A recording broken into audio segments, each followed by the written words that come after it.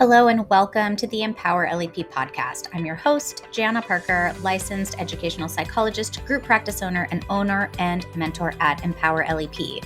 I'm thrilled to bring you this episode where I interview Dr. Ed Schultz. He is the founder and architect of the C-SEP, or Core Selective Evaluation Process, which is an efficient and comprehensive approach to identify students with SLD by determining a pattern of strengths and weaknesses, primarily using a core test battery. Dr. Schultz is currently a professor of special education at Midwestern State University in Texas. In addition to preparing educational diagnosticians at MSU, he has written numerous peer-reviewed articles concerning SLD identification. He conducts training across the country, and he has worked with state departments of education. We already decided that Dr. Schultz is coming back for a second episode because we barely broke the surface in this one. Listen in to this energetic and enlightening episode, and as always, I hope you enjoy this conversation as much as I did. Dr. Schultz, how are you? I am doing great. Awesome. I don't know if you got my text or not, but welcome to the Empower LEP Podcast. I already started recording. I know. I saw when I popped on as recording, so I said I better watch my language right off the bat. You better. Can you push your camera back just a little bit because your top of your head is cut off? There you go.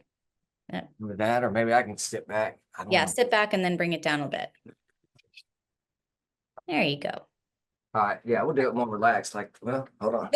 I'm leaning way back. Do you have your dog with you? No, I wish I did. My therapy dog. Man. I didn't need a therapy dog till I got a dog. Now I need a therapy dog. I know, right? I love your dog. I have my dog here. I was going to have them meet. Mine is he's too wild. I'm taking mine to training now. Are you? Yeah. I mean, he's 2, but we're going back to training because he's too reactive. Oh, really? Yeah, mine is. Well, I don't know. I'm not real strict with my dog. I let him do whatever he wants. I didn't chew my stuff up like he used to. That's good. That's good. That. That's good. Well, how have you been? I've been good. I've been busy. I've been everywhere training. I've been doing more training than I've ever had in my life this last 2 years, but especially this last year. I was out in Garden Grove, California. Now I'm going to train them again in November. Going out to Oregon to train. I was in Utah all summer. Awesome. Training C-SEP. Look, I even got my C-SEP shirt on. I see. I love it. Method matters. Yeah, I want to talk about C-SEP, but I want to talk about it towards the end of today's talk. Because I'm excited to hear about everything you're doing, but I'm really glad that people are kind of catching on to a new, not maybe new way, but different way of thinking about. Yeah, just not putting kids into a formula. There's no reason to formalize these kids. I mean, it's, for learning disabilities or not learning, we got to tell them, tell people why they're not learning. It's pretty simple. Yeah. What's really interesting? I mean, I just got this, like a webinar invitation to something that Dr. Pfeiffer's doing on dyslexia for I think it's the American Board of, I don't know, something. I can't remember, AB something. I can't remember at the moment, but, I think what we're going to be talking about is the fact that cognition doesn't really have a lot to do with dyslexia, which I agree with, So I'm interested in kind of hearing where the field is going to go with this, because it's interesting, I think, for SLD eligibility. It's also interesting in private practice, whether if someone's coming in for a dyslexia assessment, do we need to be doing a cognitive assessment, right? I don't know. I just have so many things going on. I tend to agree with I find myself agreeing more with Jack Fletcher and Pfeiffer and on this. How much added value is the cognitive assessment? I mean, because really the manifestations there, it's an academic skills, I mean, an achievement test is really just using an academic skill as a stimulus, just like block designs using the blocks as a stimulus. So the stimulus it's more ecologically valid to really rely on your achievement test, I think. Right. You can't separate, and we've been, achievement doesn't operate independently from your cognition. So if you're testing an achievement area, achievement, quote unquote achievement, you're testing cognition. You're testing the manifestation of the cognition. And we're not going to do anything different for a kid with dyslexia. Every kid in Texas, we're got more kids with dyslexia in Texas probably than the rest of the country right now. We do the same thing for every one of them, no matter what the testing says. If we say dyslexia, we're not going to change it because of what their cognitive profile is. Mm-hmm. So it's interesting. I was just kind of looking around my office because I got a book by Far, and I was reading it the other day. Here it is, right on my desk. Look at that. Yep. And there's some stuff in here. Yeah, because even on C-SEP, we've been, we've really not really shifted. We've always been about using tests to inform, not to determine. But we just published an article out there in contemporary the contemporary psychology book. We just think the only reason to test is to explain why. That's it. Right. We already know they can't read. I mean, it's just like ADHD. Think about ADHD. ADHD is identified on behavior dimensions. Right. And so then we assume there's something going on neurologically because we know research says that. Well, same thing with learning disabilities. Mm-hmm. We can look at their academic behavior and make that inference. Yep. Yep. This episode is brought to you by Empower LEP, the #1 resource for aspiring and practicing LEPs with courses, trainings, and mentorship opportunities. I've recently launched an LEP Practice Essentials course, which is self-paced and designed to get your practice up and running, streamlining those administrative processes, implementing effective management strategies, and ensuring compliance with legal and ethical standards. I go into the components of choosing an EHR, HIPAA basics, setting up email and phone lines, collecting payments, tracking leads, developing standard operating procedures, and more. This is really the course that I wish I had when I started my practice, but instead of you having to think about all of these components yourself, I have just done it for you. There are a ton of ready-to-use resources in this course. Check it out at empowerlep.com/lep-practice-essentials. I wish we lived closer or got to talk more because, I'm presenting at both CASP and NASP.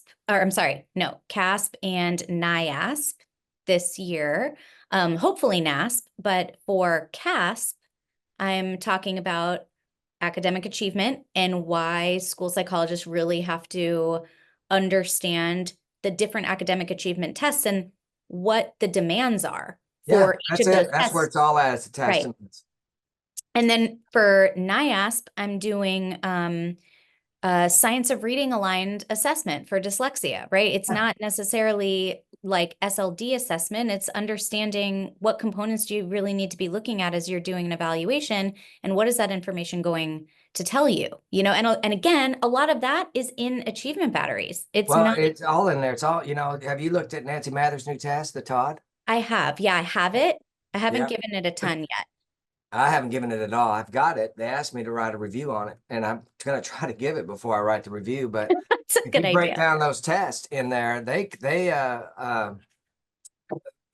capture everything you need to know about reading. You don't need to grab another test. I mean, and really, I don't believe achievement tests really are. I really believe they're cognitive tests and language tests paired with an academic skill. So, Drombowski wrote in his book, I mean, in 2000, early 2000s, 2004s, that's, how he said to identify learning disabilities, just standardized, a norm reference achievement test. Yeah. So I'm leaning that, I'm heavy that way. I do, the only rationale, I was talking to Tammy yesterday, we just did an online training for a group of diags and psychologists. And we really push task demands. We talk a whole lot about task demands, and the question always comes up, well, once people look at that achievement test and say, wow, if I'm measuring reading comp, I'm measuring GC, GF, GWM. I mean, every time, plus a skill. Right. Plus there's 4 things I'm measuring. Plus language development. Plus reading decoding. So, I mean, in a reading comp test, it is packed full of everything. And if you look at it, you can just take it apart. Yeah. So it's a moot point because I say this all the time. If you give digit span, think about it. You give digit span, and you're giving a relatively isolated skill under ideal conditions, and a kid may do fine on digit span, an auditory working memory task. But I would argue that the working memory demands of your reading comp are much greater. What you got to hold and Yeah. process than digit span. Yeah. So why not just measure the manifestations? Because what we have in Texas, we had to change laws because people are going, well, they're not weak here. Well, how come they can't read? How come they can't read? Well, because the demands are, the achievement test is way more cognitively complex than what we do with the cog isolating variables. Look at the WJ, letter pattern matching. Well, what's that predict? Reading fluency. Well, why don't you just give them reading fluency? That's discriminating orthographic. So that question comes up. Now, the only rationale that I see to why we should still do cognition, language, and achievement is it still says relative to intellectual development. And we define intellectual development as your innate cognitive ability, achievement, and your academic skills. Right. And we don't think it really adds to the testing burden to give a core set of cog and give your language test, And so, and it still says comprehensive. And I do think there is still some value of understanding the learner that way. Because there is some value. I think there's value to sitting with the child and doing the task with them. And I think there's value in I like what Joel Snyder says, knowing's better than not knowing. Yeah. And the criticism against norm reference tests, again, is too much time, the time burden, and no added value. So I think what when we do DDC models, where there's an exorbitant amount of tests, just to do all that test, just to come out with it and go, well, they're low in GA. Well, yeah, I already knew that. All right, why do we just have to give 30 tests to say they're low in GA and GW? That kind of stuff. So I'm more about reduced testing with heavy emphasis on the achievement is what we're kind of been training on lately. Yep. Gosh, I couldn't agree more. I just I'm glad you reminded me because one of the Pearson or Riverside reps, I did an online training on the WMLS, and she's got a presentation at CASP, and she was going to add me to it. When is CASP? October, I want to say like 15th through 18th, something like that. Yeah, I think that's it. Already had their call, huh? Yes. Yeah. Yeah, I couldn't agree more. And, I'm in private practice now, and we get a lot of families asking, can you just do a dyslexia assessment? And I'm like, well, I do believe in a comprehensive evaluation, and the value of that, just like you just said. And in private practice, we're not even looking for as compared to intellectual development. It says just, the DSM talks about in relation to age, right? If a kid is reading low in comparison to his age, it's not cognition, right? So yeah, I go back and forth between, well, I don't know, do we want to do dyslexia assessments without cognitive or not? It does say as part of comprehensive evaluation. I see. I think the challenge in private practice, correct me if I'm wrong, would be we don't have the learning data like we do at a school, because that's if you're looking at a preponderance of data, I always say the greatest weight is if this kid did have good tier 1 instruction and had poor instructional response, and then good supplemental instruction had poor instructional response, because that's the learning part of learning disability. Right. And that weighs heavy on the scale. In fact, to me, that weighs heavier than what our test says, because again, our tests are given under ideal conditions on relatively isolated skills where everything is immediate recall and we're 3 feet away from the examinee. The classroom, you got all your executive function has to be there. You're on your own. No one's directing, telling you what to think. You gotta figure it out. It's just the conditional the conditions are too different to compare. Right. But I always say the actual learning data trumps the testing data.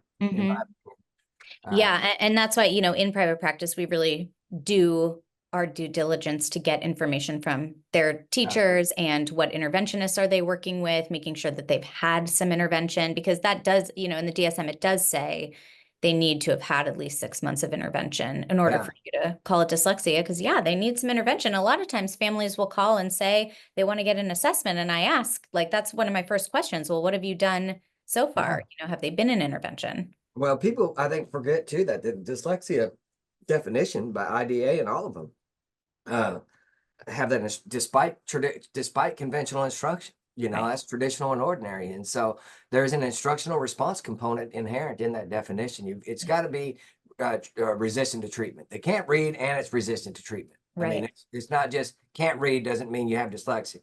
Can't read and mean, can't sound out words and spell despite getting taught. Well, that's more character that'll lean dyslexia. Yeah. Do you know anything about vision therapy?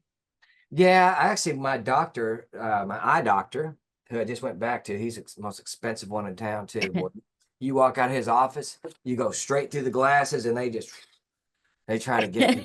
But his wife got into a lot of vision therapy, and I know there's not a lot of research on that says that's effective. That's the bottom line on that. They opened a clinic, and it just didn't work. But there's really, he was telling me all about it. But I haven't studied it a whole lot, but I've studied it enough to say there's really not that much research on that. And that's harkening back to the days of when they used to put kids on balance beams and stuff, to try to do cognitive restructuring or brain training. And brain training is debunked. And it's debunked it's debunked in our handbook too, our dyslexia handbook that we use in Texas. They've got a couple pages of things that don't work. Just like what's going on in the world of the spectrum, I mean, kids on the spectrum, there's you gotta debunk half the stuff that people think works, there's just no research behind. But right.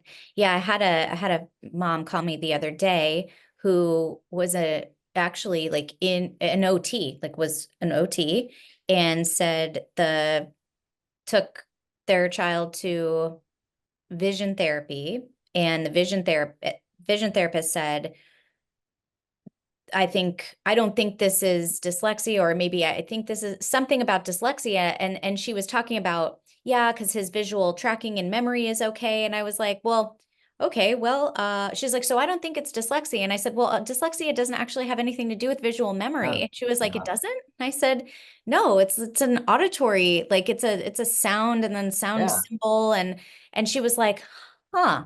That's interesting. Like someone is just telling her, like a vision therapist is telling her it has to do with vision. I know. And they take advantage of these parents, I mean, they, like, oh, they need to do vision therapy. Oh, it couldn't be and dyslexia. vision Don't go therapy, get a they dyslexia have like assessment. video games and you track it with your eyes and try to improve your stuff. And again, why don't you just have them practice reading? And that's that's what they need to build that visual channel, to encode that way.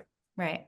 Okay, well, we're totally off track. What I really want to, I want to take you back to the beginning, because this podcast is for people just learning about other people's stories and how they got to where they are, what inspired them. And so I want to take you back to kind of your training and hear about the different things that you have gone through in order to get to the point that you're at today.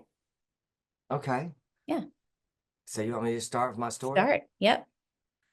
Well, it's very interesting, actually, I think, because I really go back to 1975 when I was 9 years old. I used to go to school, walk to my school, and we all walked in the back, this bunch of boys, we're about fourth grade, and get to school early and just wait, And all of a sudden, these vans started pulling up and going into another door.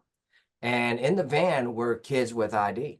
And they didn't tell us anybody, tell us about who that is.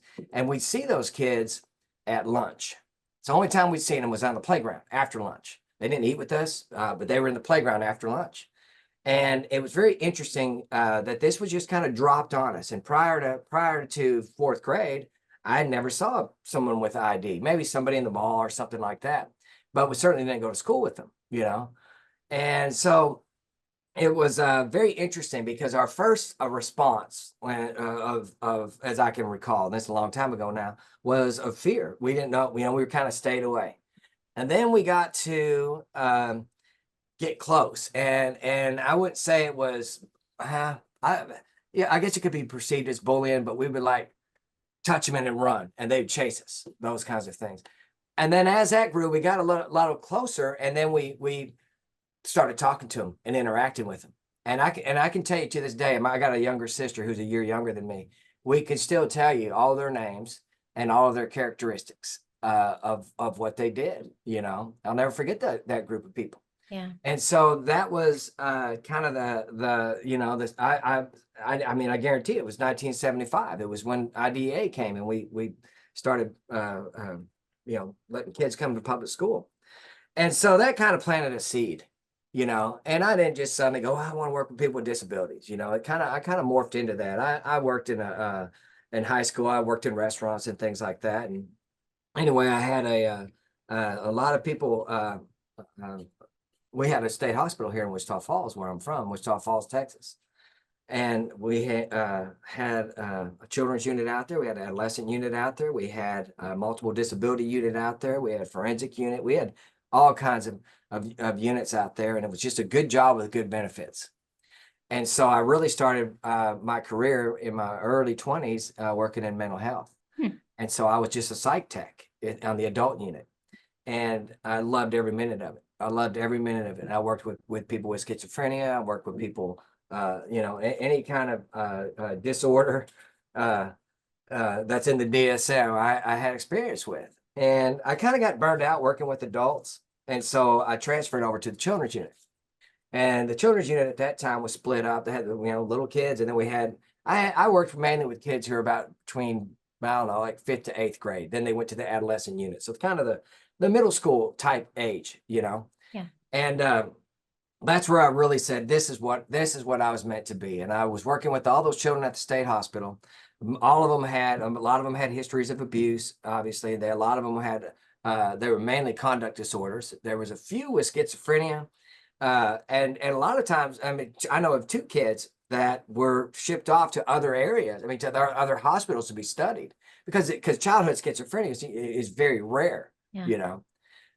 So lots of conduct disorders and things like that. And I just thrived there. I loved going to work every day. If it paid more than it only paid minimum wage.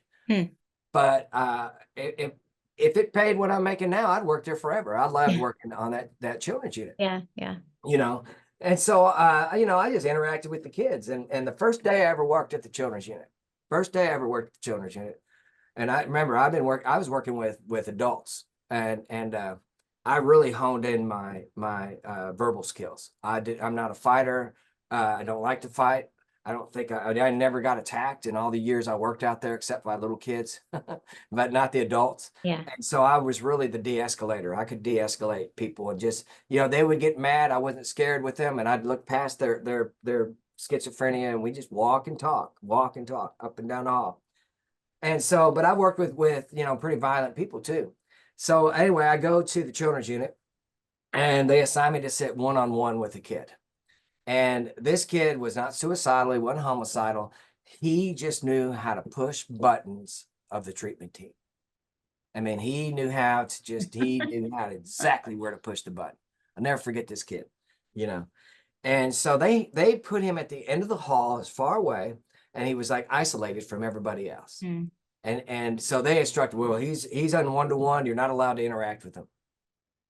And of course, you know, I'm brand new to the children's unit, and this kid's like, oh, here's a new staff. Let's see what we can do. Yeah. And of course, he starts talking, and he says to me, how does putting a kid in the room with no friends or no one to talk to, how does that help anybody? I'm like, well, you're exactly right. It doesn't, you know. And anyway, that was I was like, man, if I was running this place, it was just common sense to me. I mean, these are professionals. That was the treatment team's decision to put this kid in isolation out there. He was no worse than the other kids. He just knew how to push the buttons. You know, he talked about their weight. He talked about their not having hair. I mean, he was just go for the jugular as far as that. And he just really made everyone angry. So anyway, you know, as the more I worked out there, and all the kids that were going through, they kept talking about school and talking about these classes they were in, BIC, BAC, and now, you know, What does that mean? Well, it's a behavior intervention class. What does back mean? Well, it's behavior adjustment. It was so I thought, well, what is a career that I could work with kids uh, this age that have emotional behavior disorders? And so it was a special ed teacher. So I marched myself up to the university I work at now, and I went and talked to the great Bill Barber. And next thing you know, I'm a special ed teacher. So, and I love school so much. And it was really easy for me because prior to working with the kids, I'd gone to school, but I really didn't have a focus. Mm-hmm. I just had, am I a business major? Am I a psychology? I didn't have a focus. When I started working with the kids and had a special ed focus, I knew where I was at. So it was just, and so I loved school so much. I went 11 years straight and got my PhD. Wow. But I started in the schools working with kids with emotional behavior disorders. And it was interesting because my first class of kids, I started at midterm. They hired me right out as I was student teaching because they had known I'd worked at the hospital and things like that. And, oh, this guy will probably be good. And I took over a class that had already gone through 2 teachers. Yeah. They had locked one of the teachers out and sexually assaulted one of the girls that was in there. It was consensual, but it was still assault, Yeah. It was literally like what you hear. And this was, 25 years ago, in a closet. I had 12 kids in a closet, but 2 of those kids were former clients out there at the state hospital. So when I walked in, they were like, Ed, they would call me by my first name at the state hospital, Yeah. And boy, I had street cred. I mean, they were the toughest kids in there. And so I had street cred. I had a relationship with them, So my first year was just, I was just like, okay, I'm here for half a year, There's no training. They didn't tell me what to do. So I just said, I'm going to do what I know. I'm going to get to know these students. I'm going to get to know the students, what makes them tick. And I ended up getting another room the next year. But that first group of kids is so interesting because that group, you never forget your first class. And I have reconnected with most of those kids on Facebook. And actually one of my daughters is friends with one of my ex-students' kids. He had a baby in high school, and they're the same age. And so anyway, they're really a special group to me. And they really shine. Some of them had some problems, but shoot, some of them ended up as officers, some of them ended up as preachers, workers. Now there's a few that really had some bad outcomes. I read about them in the paper all the time, but it was just amazing, So anyway, I rocked along doing that. And so when I got my master's degree, the only master's degree they had available was special ed with an educational diagnostician certificate. Huh. And so I said, well, okay, so I got trained as an educational diagnostician, and I really didn't have any reason to become a diagnostician because I really want to be a behavior specialist. So then I signed up to get a PhD. So I moved to the Metroplex, and I worked at a couple of different districts as a behavior specialist. And I thought I wanted to become a administrator. And so I talked to my administrator, the great Patty Frere. She said, well, if you want to be a special ed administrator, you better diag for a few years. You better be an evaluator for a few years because you have to, because most of your employees are, going to be teachers, but your diags are the ones really that kind of run the show in Texas, And so she said, I said, okay, I think that's a good idea. So that was all she wrote. I loved being a diag. I loved being the detective and figuring kids out. And I think, I really think what helps me, what I have the advantage of really was my behavior background and my mental health background. Mm-hmm. and then having that cognitive background too, because I believe all of the what we're literally doing as diagnosticians and psychologists is we're when we're testing, we're really just getting academic behavior samples. We're getting it's a systematic observation. It really is. We create the stimulus for the behavior to occur. Yeah. But that behavior is in me, and that's the same way with the task demands. That's why I get real into the task demands, because if that's what you do with kids on the spectrum. You got to break down the task and find out what they can do, and then how you scaffold. So that teaching background helped too. Mm-hmm. So anyway, I got really into to that, and I went through a PhD program. It really. Yes. Let me just ask a question because for the listeners, because a lot of the listeners are in California, and I want to make sure that they understand the difference between an educational diagnostician and a school psychologist, because it's a different beast you have over there in Texas. So Just say something about that so people know what you're talking Okay. about. Yeah. Well, there's some overlap in the training, but there's some distinct differences. An educational diagnostician, you have to have taught for 3 years, minimum 3 years.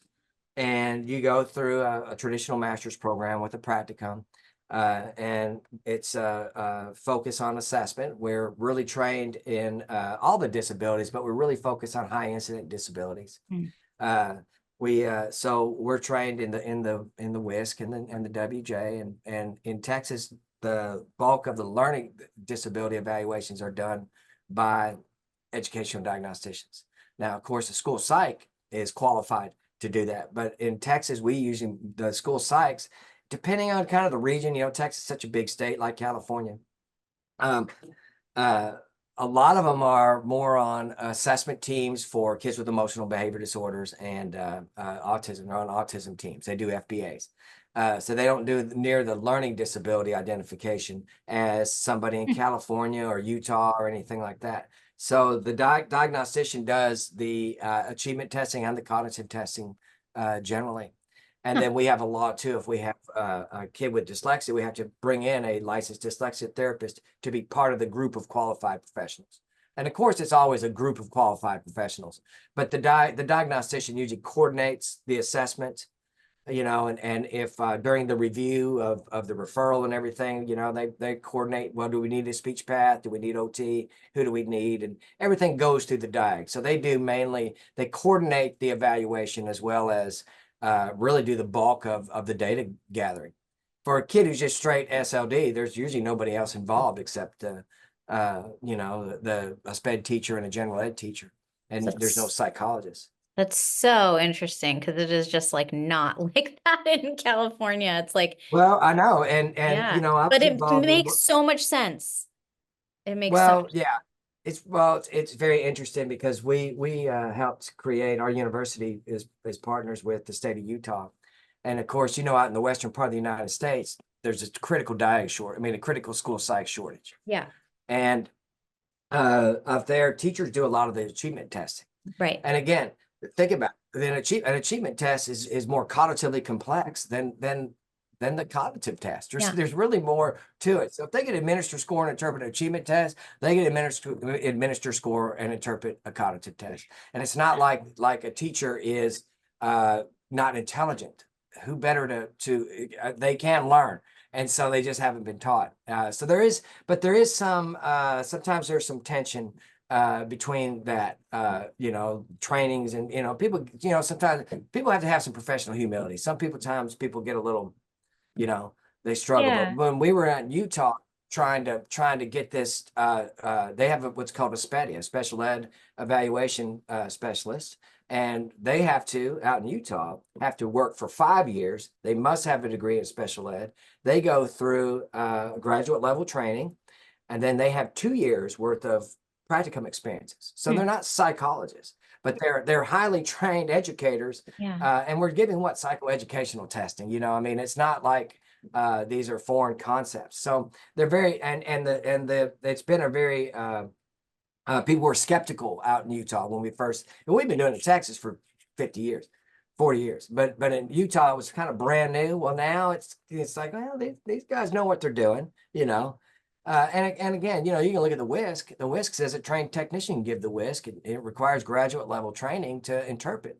Well, that's a skill that can be taught. You're not born with that, So, but anyway, yeah, that's a diagnostic is, very similar in some aspects. Yeah. I was just going to say, in California, I would say that one of the things that at least I've run into, and I don't want to make a blanket statement, but this has generally been the case in all of my years of being a school psychologist and an administrator, is special education teachers a lot of the time don't really want to do testing. They had one course in graduate school. They were kind of thrown into being a special educator because the state has such a huge shortage. So they don't get enough of the training beforehand. And then they're not even really into doing testing. So they're trying to be a teacher. They're trying to do all this legal IEP paperwork stuff. And then, oh yeah, I have to do testing for initials and triennials. And they don't really want to, right? So we're not getting a very good read on the academic achievement test, and the school psychologist is just waiting for the special educator to give them the scores and give them more information. But it doesn't always happen. Sometimes it's great, and a lot of the time it's not. And Well, there you there's go. a Yeah. big And that, disconnect. yeah, and that I get it, because I get it too, because that is the issue, because a sped teacher is our sped teachers in Texas don't test. We don't even train them how to test. It's not even in our standards. And I don't even know if that's a good model, because there is there's a different consequence of the evaluation. If I'm testing a kid that I'm teaching or potentially going to teach, there's a conflict there. Yes. That's might not be overt, but it's certainly underneath there. There's a different consequence to the evaluation. And I don't like taking someone else's scores and having to interpret them. Right. And you can interpret someone's scores on if they give you enough information on their behavior and things like that. But again, you don't have people who want to test either. So it's disconnected. And like when I was out in California, a lot of, and this is not unique to California, but when I read the evaluations, they're nothing but test scores and test descriptions. And there's no rich data, observational data in that. And really, if you really get down to it, the evaluation is like ecological validity. Yeah. Because if all of our decisions are made off of a test, then we've lost ecological validity. So I always, my thing that I say all the time, it's not a testing disability, it's a learning disability. And really a teacher benefit really would been to contribute to, for my money, if I was a psychologist, I wouldn't want the teacher to test. I'll say, I'll do the testing. I need you to gather the learning data. I need the response data. I need work samples. I need you to interview the other teachers and check, find out how their behavior is across settings and things like that. Yeah. I can give the 6 or 7 tests because to me, that'd be more valuable. And I do believe in collaboration. Right. But if I've got a group, if I am in charge of 15 kids in my classroom that have IEPs, and I got to go off in a corner and test, and I've trained all over the country on the WJ, and I've talked to teachers as testers, I don't believe in that. I don't think that's a good model, because they literally test in their classroom with other things going on. I mean, they don't have a dedicated thing. And so I like when I was in Utah, I understood why people would be skeptical of that. And that's why I said, well, no, it's not going to be teachers testing. It's going to be somebody, they're going to be outside they're going to have a different training and a different approach to the test, and they can be objective and that. So yeah, I don't like that model, but it is what it is out there in California. It's why I can't work in a school anymore. I couldn't do it. And I'm tasked with training interns right now. And that is, I know, like my biggest struggle, because I just don't know how, if I were in a school, how I would not do the achievement testing. I've been doing it for so long now, and I rely so much more heavily on that. I just don't even know how I would be a school psychologist at this point, knowing that there was such a disconnect. It's like that all across California. And there's, so a lot of it is reliant on the scores, because the school psychologist is just trying to determine if there's a discrepancy or a pattern of strengths and weaknesses. It's a system. It's just the way the system's set up. Where there's a disconnect. I mean, on the surface, it would appear, hey, yeah, let's collaborate, but there's no discussion and collaboration. And it's like, I got to take your testing that I've never don't have anything to do with. I don't, and I don't even know if it's fair and valid, because I mean, I do know, I've had to talk to enough people to know they're testing kids during class with other kids in the room. It's not like they have a dedicated testing time. I mean, their role, and I think it's too much to ask of a teacher. Too. I mean, ask a psychologist, do you want to teach a class while you're testing too, and be responsible for 20 kids? When are you going to find the time to test? So I get it when teachers don't want to test. That's why I think we have to have dedicated, a psychologist, a diagnostician, what we did in Utah, a SPEDI, somebody that's their passion. They like to do it, so they're going to learn more about it. I mean, how it is. Every time you evaluate a kid, it's like going to training. You just learn something. You gain new insight about something. But our teachers, it's like this is a job I don't want to do. But yeah, that's an issue. Right. Definitely. Okay, well, take me back to you're getting your PhD. Okay, well, I got my PhD and it was focused on behavior disorders and Okay. leadership, and it was really a good time because it was during I started in 02, I graduated in 07. I probably could have graduated a little sooner, but I got hired at the university, so that kind of delayed some things. I actually had I had 2 different jobs. Built 3 different houses, had a baby, all in that 5-year period.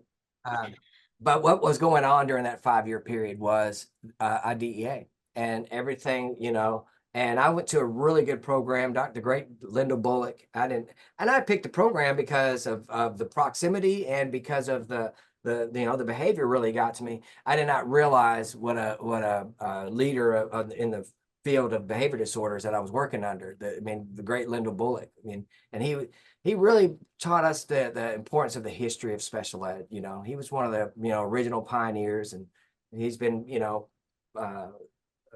honored by CEC and all that kind of stuff. And it was the most rigorous thing I ever did. That man walked in. First class I ever got, I was still in Wichita, and he sent me an independent study. He gave me a syllabus with 12 tasks. I called him up and I said, "How many of these did we pick?" He said, "No, all 12 of them." And it was rigorous, but but the good thing though was we had got a lot of learning disability training by the great Bertina Combs. She died in the COVID. But we got a lot of policy training, PhD programs, and everything was on the cutting edge, RTI, and I did my dissertation on PBIS. And so RTI was really a natural, prevention and intervention. Yeah, it just made sense.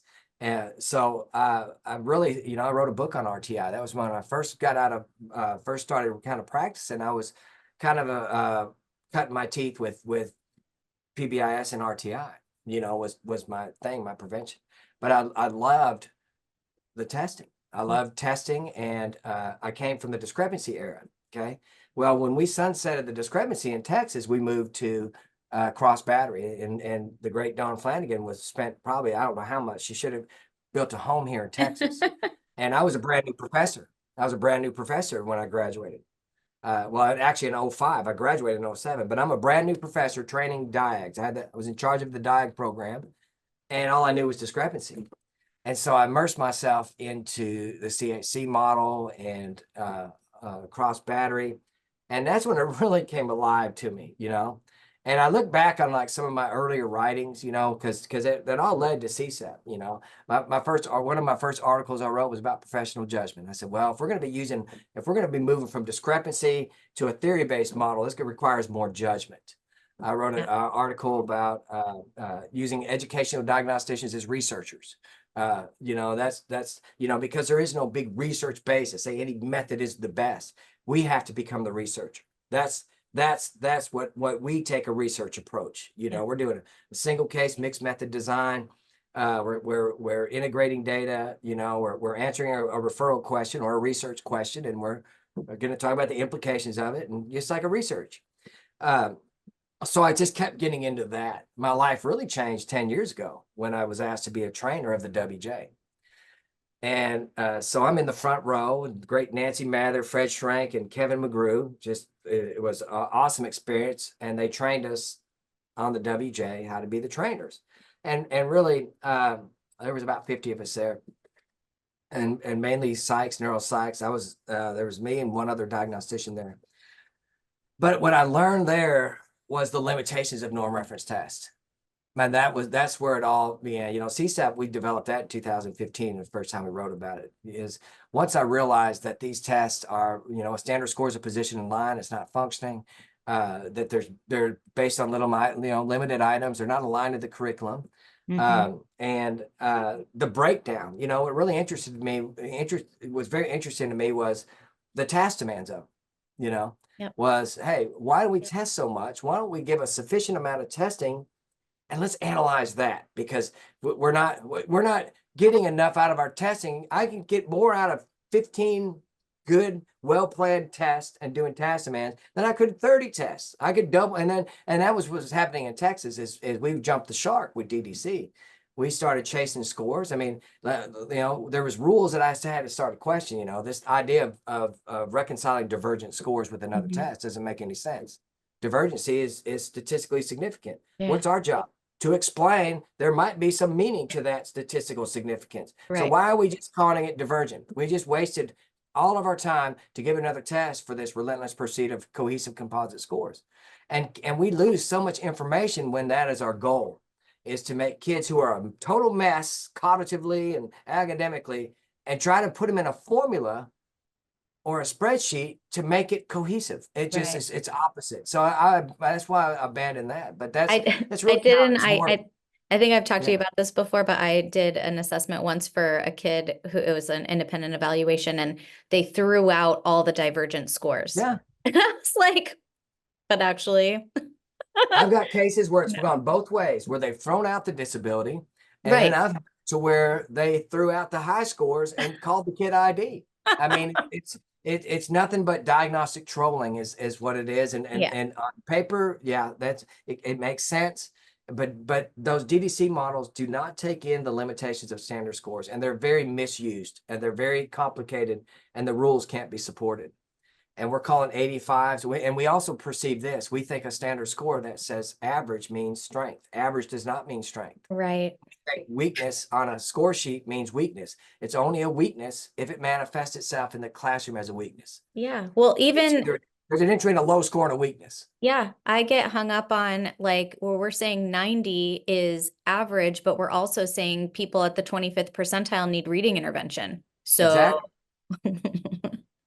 is it average? I mean, is a 90 okay? It's statistically average. I'm not going to argue that. Statistically, it's an average score. Average meaning most. Most scores fall between +1 and +1, but that doesn't mean strength. That doesn't mean weakness. Average does not mean strength, and doesn't mean weakness. You have to. And again, my biggest thing this last year, probably year and a half, is really focusing on ecological validity, because the reports that I read, and I read hundreds of them. Actually, a testing company asked me to read their reports and critique them. I said, I wouldn't buy this. There's no ecological validity. You could train a well-trained high school kid. You could train a trained technician to give the whisk, and you could train a smart high school kid, not even that smart, an average high school kid, to interpret on the standard score level. How hard is that? ChatGPT now. We can just ask ChatGPT. Exactly. Yeah, to on the standard score level. And I don't think we went to all that training to just give tests and get scores. We give meaning. We got trained to give meaning.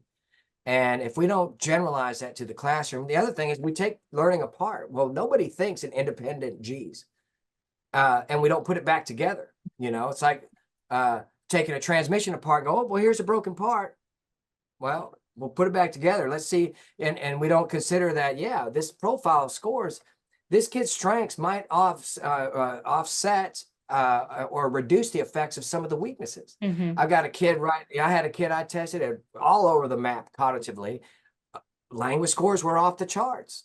And I'm like, well, you put it holistically. That's why this kid really shouldn't have been referred. Actually, there was no manifestation of the disability. The scores that they have learning disability, but it wasn't manifesting itself as a disability. Just because the scores say it doesn't mean they have a disability. Because again, it's not a testing disability; it's a learning disability. So anyway, I'm getting kind of lectury but that's my kick for the last year is this ecological validity. Yeah. Because the high majority of reports I read lack ecological validity. Everything is based off the scores, including their strengths, weaknesses, and then they link it to the intervention. And if it was a testing disability and that was what they were going to do the rest of their life is take a norm reference test, that's a good evaluation. But no, they have to learn. What does that mean for the classroom? So there's your ecological validity that's missing. That's, I think, our biggest problem with all the reports I read. Well, so I just want to keep us on track because we have about 10 minutes left. And I want to hear, so you were training on the WJ, and from there you're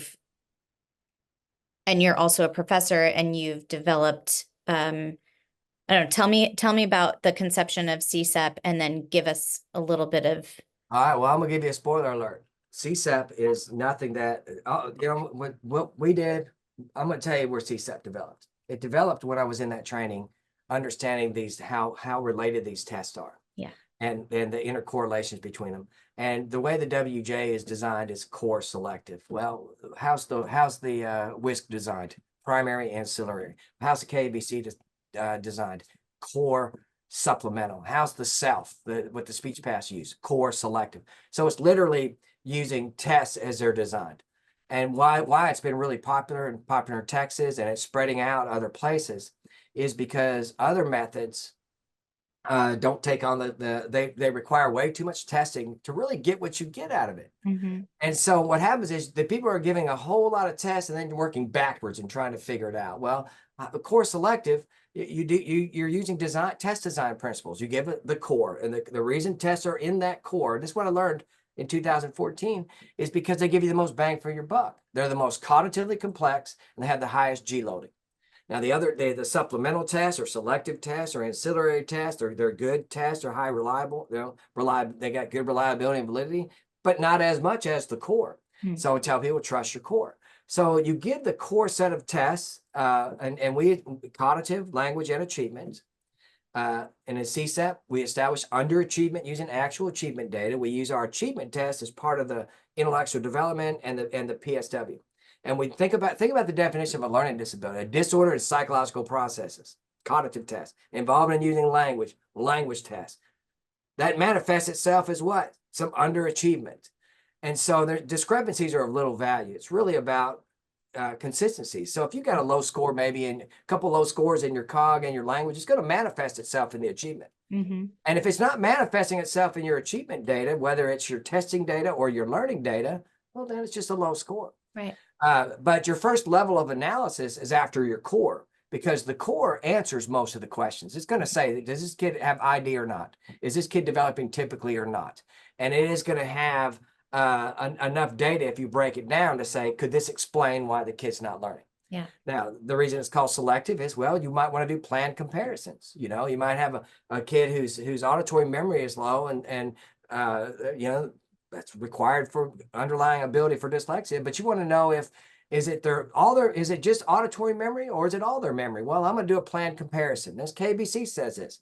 I'm going to give a visual memory test and see if, hey, no, their visual memory is just fine. So I can make a better interpretive statement and say, well, their visual memory is more developed than their auditory memory. Mm-hmm. Now, if we were using a DDC model, we would go, oh, my gosh, there's a split. Now we got to go test this lower one, and we're going to end up throwing that one away, because you get these tests are related so much.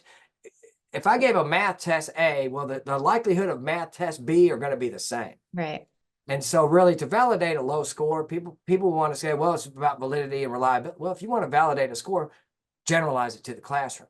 Mm-hmm. So that's all what C-SEP is. You give the core, and break down the task demands, and then integrate it. If that doesn't answer your question, well, go selective. Or if it isn't the case of dyslexia, well, I'm going to make sure in my testing plan I do got the phonological component in there. Or I might be testing a second language learner. And so I'm going to make sure that at my core of the WISC, well, it has 4 out of 6 of the nonverbal. So yeah, I'm gonna make sure I have the rest of there. So I get a nonverbal index. Or I got a kid I know who is very poor, and parents' level of education is low. So I'm gonna add more nonverbal measures in there too, because I know if they're low, and they're gonna be coming in low in language. Yeah. So it's really about understanding the test, and it's really a back to basics model. And my superpower, I'm gonna tell you, here's my superpower. I know my legal framework. I know the laws. I know the laws, and like, for whatever, I'm in Texas, so I know all the guidance document Texas does. Yeah. But boy, I know those manuals too. Yeah. And and I'm gonna tell you, test publishers, I've learned more things. I probably read less textbooks and more test manuals than anything, because test manuals have upped their game. The Wyatt 4 reads like a textbook because it really talks about they use the simple view of reading for their the theoretical model. Yeah. And they have chapters. People, where am I going to learn more about language? I say, go to the Wyatt 4. Yeah. Look how they describe the construct of language, and this is what tests. And so I find a lot of if people are just interpreting on the standard score level, they don't dig in the manuals. Yeah. So that, and I say things and it's like revolutionary to people. I've been giving the WISP 10 years. I didn't know that was in there, so when I do trainings and I do manual digs, I support anything I ever do in a training, I support with policy and the publisher. Hmm. And actually the policy supports using the publisher. It says that we assure in every evaluation in a public school that we follow the procedural safeguards. And they say we use tests with the instructions provided by the producer of the assessment. So they have really good interpretive guidance in there. Yeah. They have, all of the psychometrics you need. I think it's very defensible if you use testing principles that the test design was. Yeah. And the tests don't determine, they inform us. We got to go beyond the test. Right. Gosh, well, I'm bummed that I don't have a lot more time to talk to you, because obviously I feel like I could talk to you forever. So Well, we can do a part two. I know you know what? That is exactly what we'll do. We will do a part 2 going more into this, because you've just there's so much to unpack here. So let me, then let's kind of end this one. We will do a part 2. Let's talk about where you are at now in your journey and what your mission is right now as a professional. Well, I wouldn't say I'm absolutely at the end of my career. I'm getting, I can retire. I can retire now if I want, but I don't think I'm going to. I think my overarching thing is I really want to, I really think, I really like supporting evaluators and empowering teachers. I do teacher prep too, but unfortunately the teacher shortage is impacted everywhere, including universities. We've had to put our program on hold, our teaching program. And I think that's what helps me out personally is I really understand about teaching and learning because I've been teaching it for 20 years. I started my 20th year at the university, and I want to do at least 5 to 7 more years because I love doing it. They give me a lot of flexibility, but it's like I loved going to college. I went 11 years straight, and I literally have either been teaching or learning in every single semester since for the last 25 years. I've been in a college setting, of either learning or teaching, both summer sessions. I have not even mini Mays. I have not taken a semester off. So I enjoy it. It's fun to me. It's not work. But I really I really want to move the field a little bit away from this testing to be more efficient. To really, I've never lost sight of who we work for is the kids. I think about my first class I had as a junior high teacher. I think about those kids at the state hospital, and I really, it's so rewarding. I miss that. I miss those relationships and people coming up to you and saying, hey, I like my Facebook group, my Facebook group of my ex-students, they remember things, that I don't even remember, but it made an impact on them. Yeah. So I've never forgot that. So, but I do believe in special ed. It all starts at identification. My daughter has dyslexia. She got identified early. She got treated. She still to this day, she's 13 now. If you ask her what she wants to be, she's going to say, I want to be a dyslexia teacher. And so the impact that a good evaluation has can change the trajectory of a kid's life. Yeah. And my daughter, she had optimal resources. We had everything we need, insurance, we have connections, all of that. But not every kid does. Yeah. I want every kid to get what my daughter gets, what my daughter got. She got properly identified, she got properly treated, had good outcomes. Because now, not everybody has that same story. A lot of times they've been misidentified or they've been identified and had poor treatment. But it all starts with the good evaluation. So that's kind of my passion and supporting evaluators to make their time real efficient. I think time is the most valuable commodity we have on earth. And like with C-SEP, it's very time efficient. You're still going to work hard. You're still going to work 180 days, 10 hours a day, but you're going to be more efficient with your time. And it's going to be more rewarding. You're not going to be doing secretarial tasks and just scoring tests. Right. Interpreting tests. What would you say to people in the field as, I don't know, inspiration or guidance for kind of following where their passions are, whether they're in or outside of schools? What kind of guidance do you give younger or just people maybe looking for something different or a different approach or way to go? Well, I will give the same advice that the great Dr. Bullock gave me. And he just said, be ready. He said, the more you improve yourself and specialize yourself, the opportunities will come. Every opportunity that I've ever had in my professional career has come to me. I haven't had to go apply for it. Things will come. Mm-hmm. And so that's what I would tell. That's what I tell my students, the more specialized you can be and the more empowering you make yourself, you'll attract what you need to attract, and you'll put yourself in a good position, and of course hard work. I mean, you don't just, hard work. And I think there's also that I believe in doing good things for people and getting good karma. I think I'm a big networker. I like, building mutually beneficial relationships and getting a strong network of people. And I tell you, I say, you start your networking now, because 10 years from now, you're going to go, hey, I need somebody. Oh, I know somebody, and actually that's what I'm like I'm a connector. I say I'm a bridger. Like when I teach, I'm not a researcher. I've done research. I can consume it. I like to bridge the research to practice, but I'm also a connector, like a networker. People will call me like Angie's List. Who do you know I'm similar. that can do this? Yeah, I'm like Angie's List. People will call me up and go, hey, do you know anybody that would do? Yeah, I know somebody, and I connect. I like connecting people. Anyway, back to your original question. Be ready. Be ready and just be the best you can, and you'll attract what your career will just, you'll follow it. I never planned on being a professor, and I really,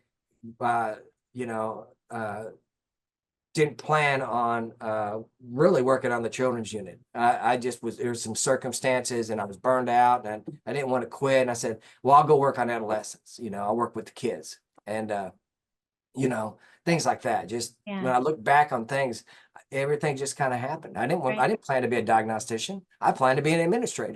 Right. And there you go. Yeah.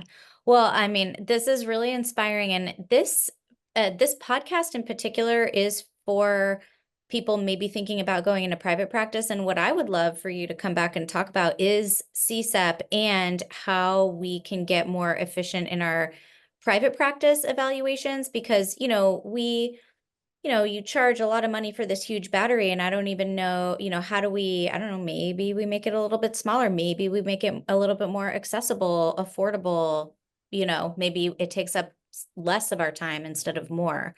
But I would love to learn more. So you're coming back, number one. But number two, for the listeners now, how do people get a hold of you? Give us, your contact and also your Facebook group and anywhere where people should look. Go to Facebook. We have a website called Beyond the Score, C-SEP, Core Selective Evaluation Process. I work at Midwestern State University, so you can Google Edward Schultz and get my email. It's just my name, edward.schultz at msutexas.edu. Probably easier just to Google it. But we'll link it to these show notes too. Yeah, that's how. Just Google and Facebook. You can get a hold of me. I love talking to people, and I'll talk to anybody. Yeah, and you do trainings for school districts and. Oh yeah, I love training. Those who do the teaching do the learning. That's my philosophy too. Those who do the teaching do the learning. I tell people, I don't, I'll tell people I'm smart. You know why I'm smart? Because I hang out with smart people, hang out with diagnosticians and psychologists, and they make me smart. You get in the room, look at the brain power we have in this room. Yeah. We're all going to be smarter when we walk out the door. We all participate and all talk and share. I'm not the, I don't want to, I don't want to be I want to be a big source of your information, but boy, let's tap into this intelligence that's in this room, so. Yeah. Well, so I do lots of trainings. Yeah. Thank you for joining me today on the podcast, and I look forward to a part 2.